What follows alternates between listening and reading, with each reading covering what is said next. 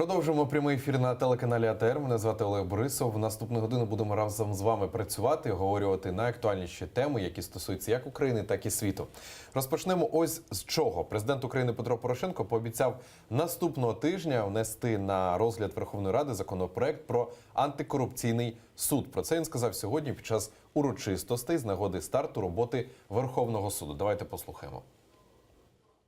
Впевнений в тому, що антикорупційний суд після підтримки його Верховною Радою завершить формування антикорупційної інфраструктури і дасть можливість розглядати корупційні справи, які розслідуються НАБУ, підтримуються спеціалізованою антикорупційною прокуратурою, будуть іншими правоохоронними органами, але буду мати спеціалізацію виключно антикорупційну. У цій темі нам допоможе розібратися Ігор Ташкевич, експерт Українського інституту майбутнього. Я вас вітаю. Добрий день. Отож, для початку, будь ласка, створення антикорупційного суду. Воно вже не перший раз відтерміновується. Чому? Давайте смотреть. Ключ к проблеме надо искать просто в системе самой украинской власти. То есть не так давно Радио Свобода, буквально, по-моему, вчера или позавчера, опубликовала интересное видео, то есть подборку из новогодних обращений всех украинских президентов. И получается, что из года в год все говорят одно и то же. То есть год был непростым, мы этот год прожили, следующий год будет чудесным, но, как говорится, народ верит. То есть, как бы там ни было, Украина существует в режиме консенсуса между несколькими крупными финансово-промышленными группами. То есть у нас партии не идеологические, а партии, которые всегда после каждых выборов мы считаем, какой олигарх сколько получил, как говорится, голосов. Что такое коррупция? Коррупция – это в том числе такое функционирование партии, это в том числе скупка голосов. И я не говорю уже просто о принятии решений теми же самыми государственными органами. Соответственно, учитывая, что люди одни и те же, то взаимосвязи, даже старые, они никуда не девались. Сегодня, я допускаю, что сегодня решили сказать, все, край, баста, больше не будем как-то делить, договариваться, но старые-то связи остались, и, соответственно, все решения, сегодняшняя коалиция, она достаточно малочисленная. То есть все решения, которые принимает парламент, они в той или иной мере обеспечиваются теми же самыми договорами, теми же самыми компромиссами с другими игроками. Заметьте, что было с пленками Онищенко и так далее. То есть как только начинается, какая-то одна тема поднимается, она сразу затрагивает очень многих. И поэтому как раз-таки в Украине борьба с коррупцией именно в таком выражении, она несколько тормозится. Именно поэтому тот же самый антикоррупционный суд, который по идее должен быть независимым и должен быть от всех ветвей власти, он представляет собой опасность, потому что, если говорить простым языком, то кормовая база финансово-промышленных групп, которые, по большому счету, существуют с ренты от государства, она уменьшается, и в ближайшие пару лет может так случиться, что они потеряют свое влияние, соответственно, 18-19 год, это уже, как пели в одной старой коммунистической песне, это есть наш последний решительный бой.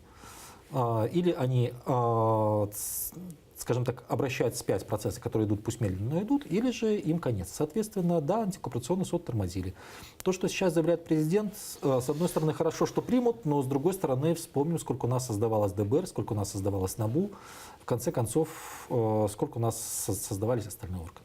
Тобто, щоб більш так розлого зрозуміти, антикорупційний суд зараз затягується постійно внесення цього законопроекту. Тобто зараз саме у ці хвилини, умовно кажучи, у законопроекті вписуються якісь пункти, выгоднее тем чи іншим, так бы вот, акционерам? Нет, я думаю, что сейчас уже вписывать поздно, то есть и тот же сам президент, я думаю, что он подаст достаточно неплохого качества законопроект. Вопрос в другом. Вопрос в том, насколько сам процесс, то есть принять хороший закон легко.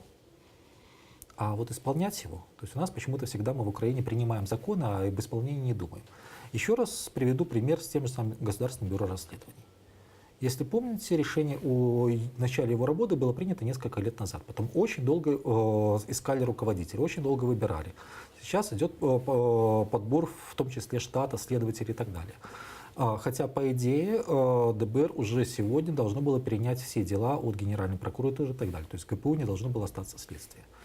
И фактически я очень сильно боюсь, что с антикоррупционными судами произойдет примерно то же самое. То есть, учитывая колоссальное давление, которое идет со стороны США и Евросоюза, что эти суды должны быть, Тот же самый Петр Алексеевич Порошенко, он немножко скорректировал свое мнение, потому что, если помню, не так давно представители БПП заявляли, что суды должны быть честными все, антикоррупционные, не антикоррупционные, это уже не так важно.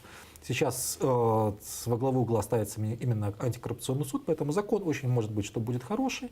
Но дальше что мы будем иметь? Дальше мы будем иметь долгие споры о том, кто должен отбирать судей в антикоррупционный суд, долгую процедуру отбора судей в антикоррупционный суд, долгую процедуру утверждения результатов отбора, и поэтому я могу согласиться с тем, что закон может быть принят быстро. А вот когда он вступит в силу, когда он заработает, вот тут у меня серьезные опасения. Чому зараз таким важливим є створення антикорупційного суду? Для кого саме? А давайте вспомним резкие заявления внешних игроков, которые, чего греха таить, являются спонсорами государства Украина. Около месяца назад Европейский Союз отменил выделение Украине 600 миллионов евро последнего транша помощи, то есть это именно не кредит, это макрофинансовая помощь, указав на несколько причин. Первая причина — это был лес в кругляк, это, конечно, можно обсуждать, а три остальные — это создание системы, эффективной системы борьбы с коррупцией. Консалтинг-компания Ernst & Young опубликовала данные опроса руководителей бизнеса, в котором Украина заняла первое место в их рейтинге по коррумпированности власти. Идем дальше. Резкое заявление господина Тиллерсона о том, что Украине целесообразно сражаться за свое тело на Донбассе, когда душа поражена коррупцией. Заявление МВФ, который прямо требовал и антикоррупционный суд, и эффективной системы борьбы с коррупцией. Новое заявление Еврокомиссии. То есть практически все ключевые спонсоры Украины, они заявили: ребята, или это делается, ну или извините. А в следующем году Украине необходимо будет выплатить от 6,5 до 9,5 миллиардов долларов внешнего долга. Разница это связана с тем, что будем в следующем году или не будем выплачивать 3 миллиарда российского кредита, который взял Янукович перед самым своим бегством, скорее всего, придется. А 2019 год еще хуже, то есть там еще больше платить. Соответственно, без переговоров о рефинансировании внешнего долга, либо же без какой-то помощи в выплате существующей, будет тяжело.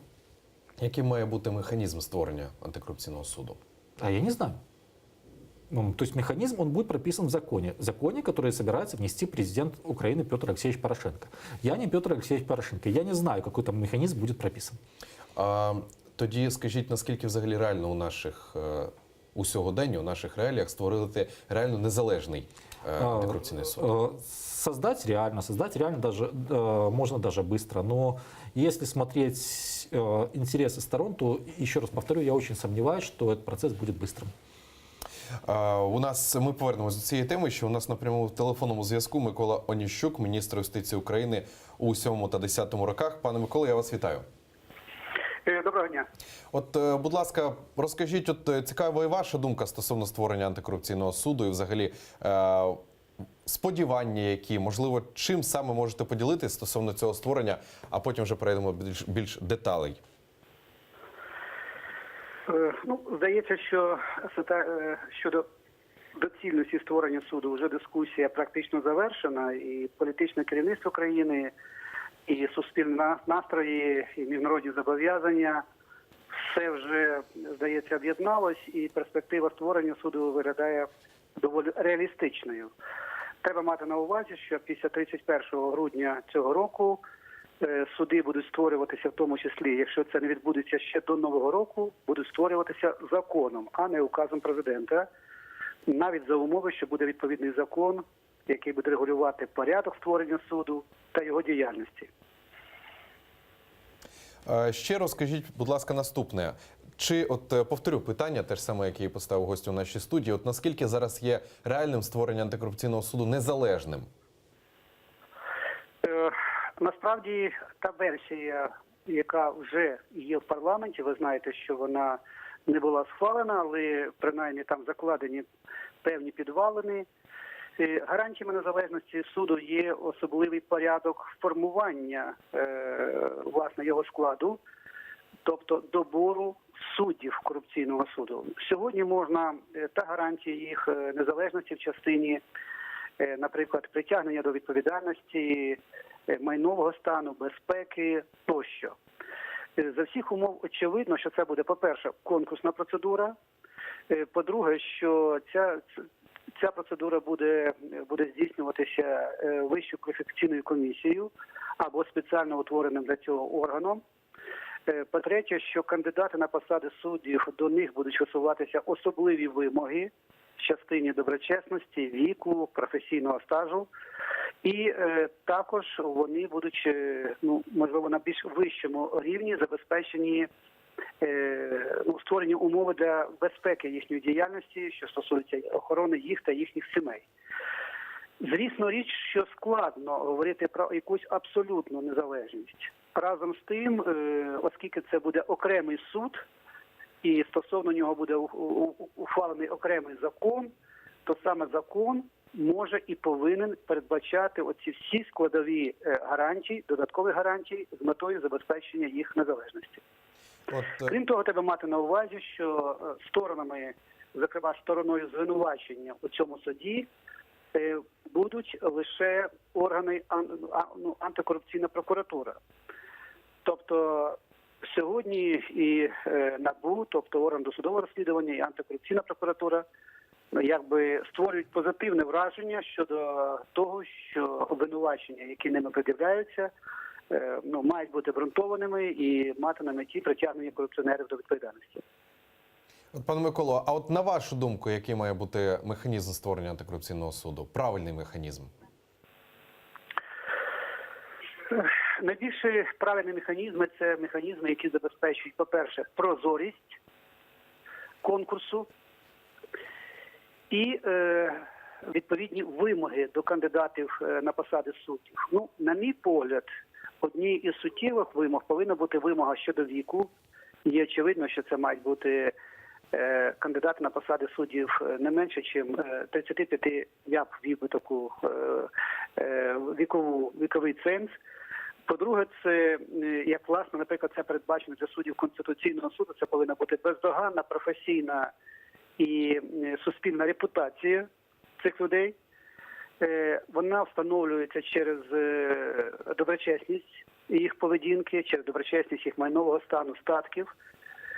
І відповідно, щоб ці судді мали додаткові гарантії своєї професійної діяльності з точки зору як і майнового стану, я маю на увазі оплати праці. Я прирівняв би їхню заробітну плату до, вірніше, винагороду суддівського, до винагороди суддів Верховного суду.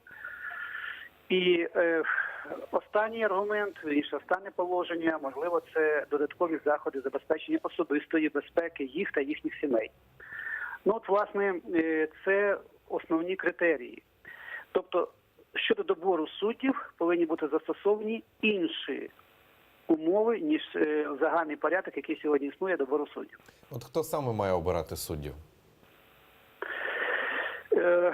Є очевидним, що політичні органи повинні бути усунені, власне, як це вже і передбачено сьогодні Конституцією, від процедури призначення, а тим більше добору суддів.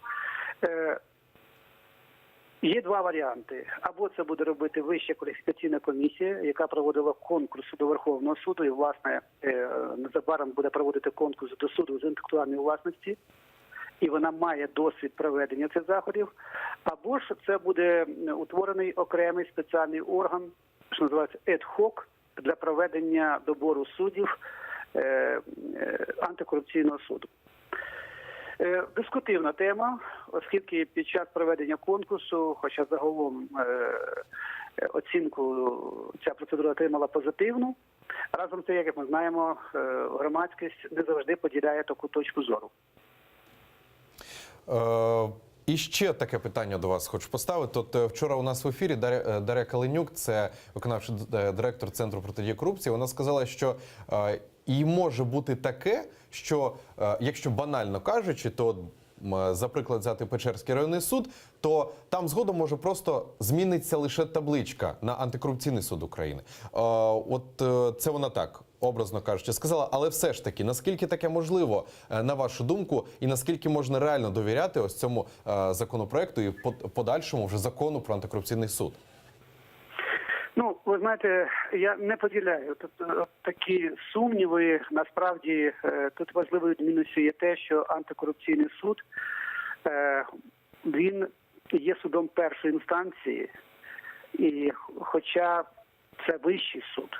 Тобто уявляємо собі ситуацію, коли вищі суди, ну зокрема, от і Вищий суд з державної власності, будуть розглядати справи по першій інстанції. Це означає, що рівень фахової підготовки суддів цього суду, їхньої професійної ерудиції, ну життєвого досвіду, репутації значно вищий ніж судді місцевого суду, в тому числі можливо Печерського.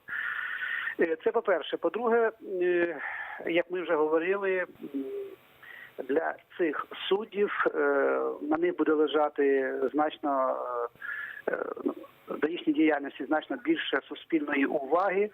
І я переконаний, що ці судді не будуть перебувати під впливом чи самоцензурою, яка, можливо, час від часу проявляється в діяльності місцевих судів, які розглядають подання органів охорони правопорядку щодо надання згоди на затримання, чи тим більше, які розглядають обвинувачення.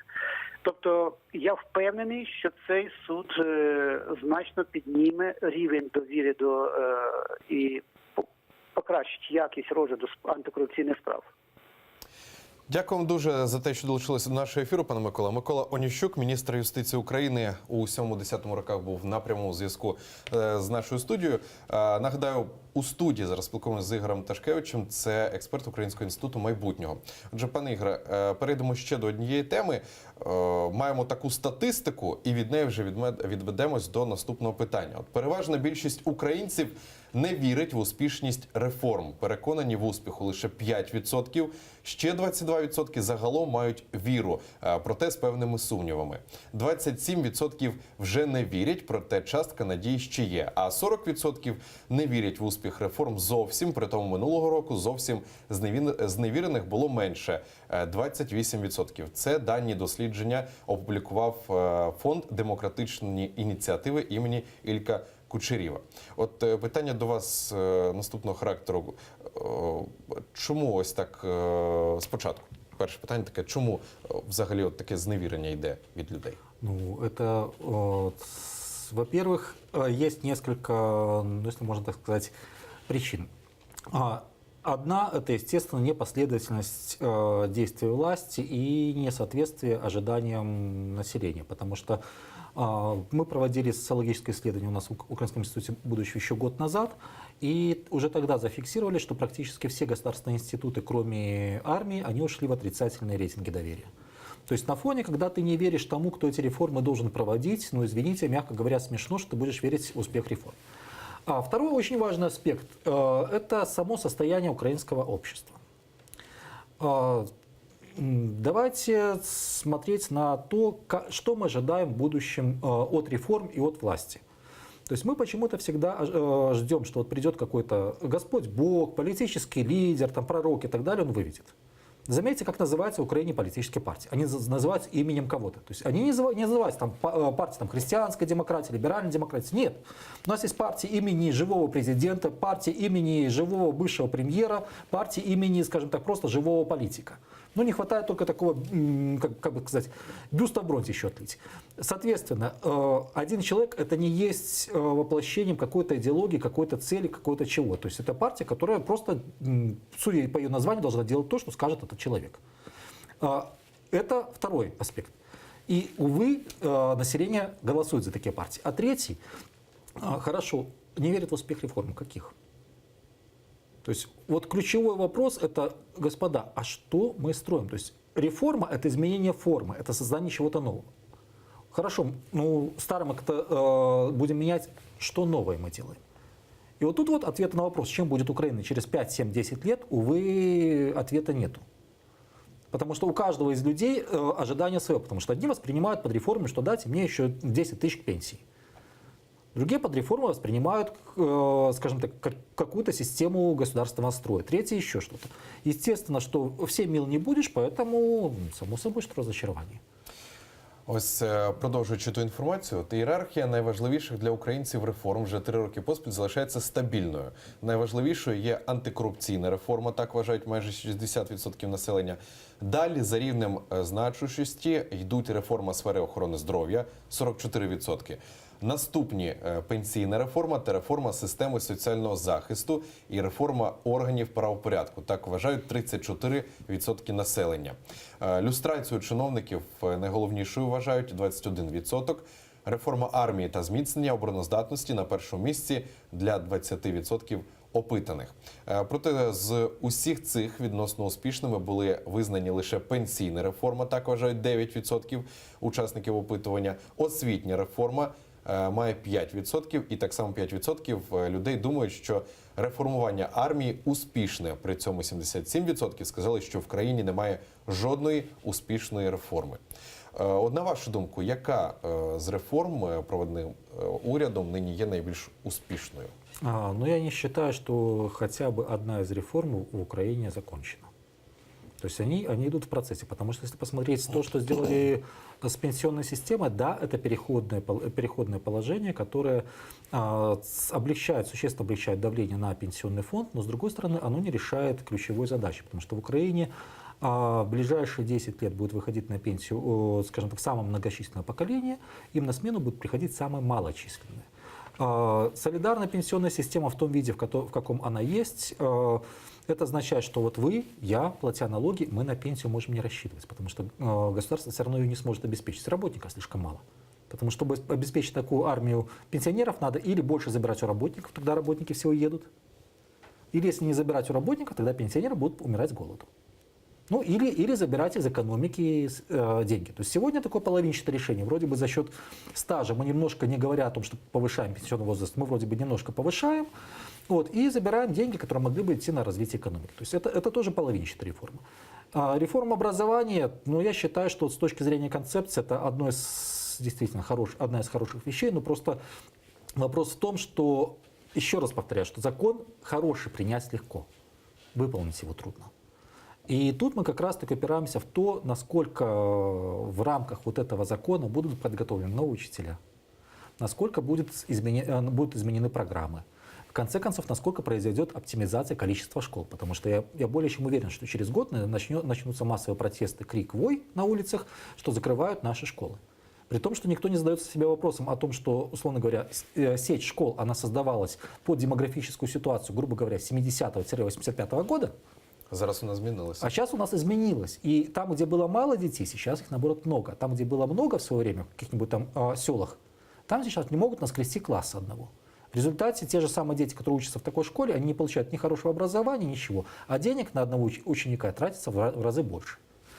То же самое, скажем так, с попытками реформировать систему здравоохранения. То есть, что подразумевалось под реформой? Переход полностью на страховую медицину, оптимизация количества, скажем так, медицинских учреждений. Что именно? То есть первые шаги тоже в определенной ступени делаются. Но говорить о том, что мы завершили процесс, ну, это, мягко говоря, еще рано.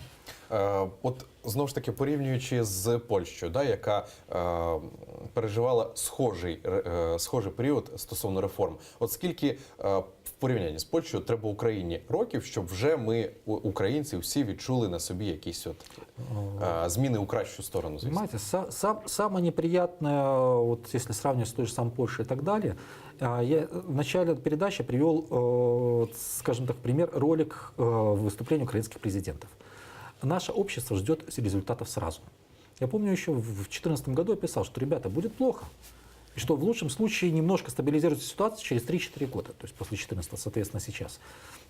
Почему? Потому что любое действие в экономике и так далее, оно приносит результат через определенное время. То есть то, что сейчас удалось повысить пенсии и так далее, нашлись какие-то лишние деньги в бюджете, сегодня это не заслуга Гройсмана, это заслуга правительства Яценюка. Результаты правительства Гройсмана мы увидим в конце 2018-2019 году. Вот. И, соответственно, любая реформа – это процесс. Вот давайте мы говорим начинали передачу с антикоррупционных судов.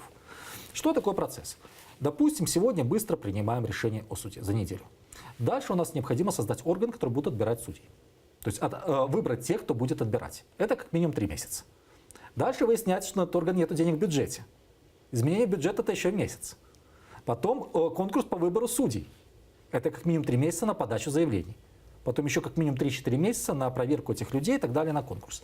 И так плавненько мы выходим к концу 2018 года. А чому от От ви знаєте відповіді на це питання. Я певен, що політики знають відповіді на ці питання. Але чому от, знову ж таки не реформувати трошки от саме цей процес створення? Чому його не можна пришвидшити? Понимаете, начинается все с одной простой вещи, с настроения общества. Еще раз повторю, что общество у нас жаждет простых решений, денег сразу сейчас. Вот раскулачим кого-то, нам там Европа даст, и мы заживем богато и хорошо вот уже завтра. Увы, но украинские политики, они не привыкли планировать далеко. Они планируют в пределах электорального цикла. То есть мы доживем до следующих выборов или не доживем. Соответственно, любая партия, которая выйдет и скажет: господа украинцы, в ближайшие 4 года будем жить плохо, очень плохо. Это то, что сказали поляки. Потом у нас будет стабилизация. И лет через 7-8 мы начнем расти. Такое правительство Украине не доживет до следующего года. А в Польше оно дожило, в Польше оно сделало. И это как раз-таки проблема не только вот в украинском политикуме, это проблема, вот выйдете на улицу, что у нас обсуждают. Довели там страну до неизвестно чего, вот жить дорого, зарплаты маленькие, но чтобы зарплата была большая, это надо или у кого-то забрать, отнять, поделить, либо решить такие вопросы, как, извините, самый простой пример, энергоемкость экономики. То есть на $1 ВВП Украина тратит условных тонн топлива в 5 раз, по сравнению с Францией, в 10 раз больше, чем Франция, в 2,5 раза, чем соседняя Беларусь, в 1,5 раза больше, чем Российская Федерация, и в 11 раз больше, чем Швеция. Вот откуда берутся французские льготы, французская социальная система и так далее. То же самое по производительности труда. То есть вначале мы меняем систему, через год-два мы видим результаты, годика через 3-4 у нас появляются деньги, которые можно отдать на зарплату, на все остальное. А от підвищення пенсій – це було політичне рішення? Естественно. Точно так же, как и повышение минимальной заработной платы. От стосовно підвищення мінімальної зарплати, згадую перше підвищення до 3200, коли Гройсман сказав, що жодним чином це не вплине ані на зріст цін, ані на зріст харчування і так далі.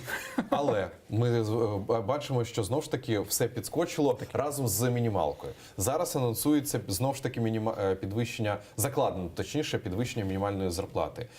І знову ж таки лунають заяви, що ніяким чином не вплине. Ну, это, знаете, это мягко. Це знову ж таки все заради привертання уваги, що підвищуємо? Ситуация следующая. В 2019 году в Украине будут выборы. Соответственно, 2018 год проводить резкие реформы, которые приведут к ухудшению качества жизни, а любая реформа, она в краткосрочной перспективе приводит к ухудшению качества жизни. То есть надо говорить правду, не надо обманывать себя и окружающих. То есть любая реформа в краткосрочной перспективе приводит к ухудшению качества жизни, потому что пока создастся новая система, отдельно взятый человек будет получать меньше. Но если пойти на резкие шаги в 2018 году, то до 2019 года правящая коалиция, извините, она не доживет. Либо на выборах она проиграет. Проиграет, причем не тем, кто профессионал, а проиграет популистам, которые говорят: вот мы придем и всем сразу дадим много сейчас. То есть, и поэтому 2018 год, естественно, что правительство будет играть на удержание. То есть когда у нас в институте готовили прогноз событий на следующий год, то наши экономисты, они сказали гениальную фразу, что следующий год будет неплох для получателей социальной помощи и других льгот от государства, но будет достаточно трудным для бизнеса. Добре, а на що тоді Гройсман розраховує, уряд в цілому, роблять щось такі заяви, підвищуючи пенсії, зарплати? С одной стороны, это определенно положительный эффект. Это будет что-то, деньги приходят, скажем так, в оборот. Но это эффект, как бы вам сказать, эффект печатного станка, его можно использовать раз, два, три. То есть я сам из Беларуси, Беларусь до 2015 года, до денежной реформы 2015 года очень этим увлекались.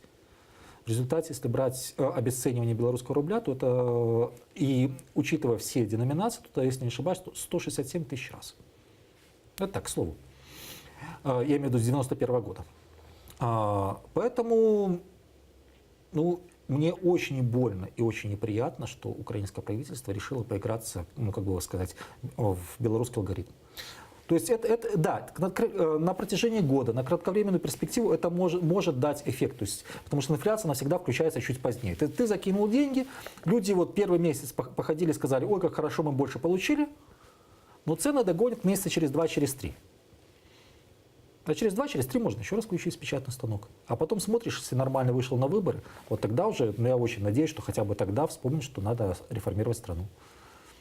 От знаєте, от ви розповідаєте, я можливо дуже різко виражусь, але от раніше перед виборами там роздавали гречку, і от у підсвідомості в людей вже таке: о, дали гречку, за нього треба голосувати.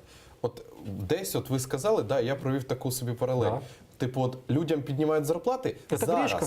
Это гречка. але про наслідки потім ми не ручаємося, умовно кажучи. Тобто так, за наслідки ніхто і не А думає. последствия это 19 год, то есть в 19 году выборы. Умовно кажучи, це є таке перевиховання населення, да? Тобто вірте зараз, а потім не думайте, що буде. Так, это происходит так постоянно с начала 90-х годов, то есть на протяжении практически всей истории Украины, да и соседних всех стран. Чи взагалі можна якось, знову ж таки, враховуючи ось ці всі умови, чи можна на майбутнє якось розраховувати на зміцнення гривні? Тому що навіть сьогодні в обмінниках там знову ж таки знецінення йде, і спостерігаємо вже кожного дня знецінення. Чи можна це пов'язати якось, ці наслідки? Если объемы, скажем так, гривни будут расти, а при этом объемы иностранной валюты на рынке расти не будут, то, естественно, курс будет падать. С другой стороны, говорить об укреплении гривны, то есть об обратном процессе, тоже это для экономик будет не слишком выгодно, потому что Украина экспортно ориентированная страна. Для экспортеров всегда важно, чтобы национальная валюта плавненько опускалась. Вопрос просто, как бы вам сказать, в пределах этой плавности. То есть плавно это примерно до 50 копеек на гривну в год. Это нормально, как на мой взгляд. А вот больше это уже... Тобто і саме зараз жодним чином не можна це ніяк контролювати, я правильно розумію? Сейчас конъюнктура... Від кого це залежить? Добре, от зараз просто найти виноватого, знаете как? Найти виноватого, основное это конъюнктура на внешних рынках. То есть, смотрите, сколько Украине надо будет выкупить валюты, чтобы погасить внешние задолженности? Раз. Какие цены на основные товарные группы Украины? А как бы там ни было, но проблема Украины в том, что мы скатываемся в сырьевую экономику. То есть больше 70% экспорта Украины – это сырье, по большому счету. То есть это либо продукция сельского хозяйства не обработана, либо металл с крайне низким уровнем обработки. То есть цены на сырьевые продукты и сколько денег нам надо будет отдать в счет погашения старых долгов. Все это напрямую влияет, это две основные причины, два основных фактора, которые влияют на гривну. І знову ж таки, повертаючись до реформ уряду Гройсмана, на що сам розраховує зараз Гройсман? Он рассчитывает, по крайней мере, то, что идет в его правительстве, позитивное. Это в отличие от предыдущих правительств. То есть раньше, после 2014 года, вспомните, и те же самые конфликты между членами Кабмина. То есть это была такая казачья вольница. То есть да, мы что-то пытаемся сделать, но что пытаемся сделать быстро, наскоком, при этом половина решений не выполняется. Гройсман все-таки надо отдать ему должное, это более системный человек. Он пытается выстроить систему, то есть сделать страну управляемой. Фактически сделать из набора людей, если можно так сказать, ту же самую страну. А это не есть реформа. Это всего лишь он пытается добиться выполнения существующего законодательства. Это тоже дает определенный положительный эффект. Это тоже идет в плюс. Просто другой вопрос, что параллельно могут идти реформы и параллельно усиление, скажем так, управляемости страной. Но реформы у нас пока что отстают по тем причинам, которые я сказал, что у нас следующий год предвыборный. Значит, будет, по крайней мере, попытка усилить управляемость страной, что тоже не самый худший вариант. Знову ж таки, з усього, про що ви ще сказали, який можемо зробити висновок? Як взагалі, чого очікувати навіть наступного року, зважаючи на такі обіцянки, на такі дії від влади? Но еще раз повторю, что власть будет пытаться избегать острых углов. С точки зрения экономики будут периодически подкидывать, как бы вам сказать, всякие приятности среднестатистическому гражданину. Скорее всего, не будет сильного удара по урезанию льгот и так далее, то есть по тем направлениям, которые могут вызвать недовольство граждан. С другой стороны, ожидать резких шагов по либерализации экономики, в том числе налогов и так далее, что приведет к кратковременному уменьшению налоговых поступлений и просто поступлению бюджета, я думаю, что тоже не приходится, увы. І хотів ще буквально 4 хвилини до кінця ефіру лишається, хотів з вами згадати про анонсований Верховний суд. Справа в тому, що сьогодні припиняють функціонування Старий Верховний суд, Вищий адміністративний суд, Вищий господарський, Вищий спеціалізований суд із розгляду цивільних і кримінальних справ. Одним із нововведень є поява поняття «зразкова справа» і «типова справа» для прискорення розгляду великої кількості однотипних адміністративних спорів. Це стосовно, сьогодні Петро Порошенко анонсував і був на презентації запуску, так би мовити, Верховного суду України. Там, якщо не помиляюсь, 115 суддів. Але деякі з них це, ну, умовно кажучи, та не умовно, а прямо кажучи, це старі обличчя, тільки які от перекваліфікувалися тепер у оновленому Верховному суді. Чого слід очікувати і як на собі відчують громадяни після сьогоднішнього такого гучного офіційного запуску старту роботи Верховного суду? Во-первых, я не юрист, поэтому оценивать с точки зрения профессиональных каких-то подходов в Верховный суд я не буду. С другой стороны, несмотря на то, что там могут быть старые проверенные кадры и так далее, то есть вопрос лишь в том, как они будут работать дальше. И если Верховный суд будет работать достаточно эффективно и действительно, скажем так, по справедливости, по закону, это может изменить ситуацию с точки зрения доверия к судебной системе в принципе. Но еще раз подчеркиваю, что это не изменит ситуацию сегодня на завтра. Потому что Верховный суд, когда он берет рассмотрение дела, дело рассматривается определенное количество времени. Если дело рассмотрено правильно по справедливости, энное количество людей оно начинает доверять суду. Но вот пока наберется критическая масса тех, кто начал доверять суду, значит суд должен рассмотреть определенное количество дел. Извините, это вопрос не года. То есть доверие теряется быстро, завоевывается трудно. Поэтому в следующем году, дай бог, я очень на это надеюсь, что судебная система начнет возвращать к себе доверие. Благодаря снова-таки новому Верховному суду. Но то, что этот процесс завершится там, к 2018 году, в это я не верю. Это процесс долгий.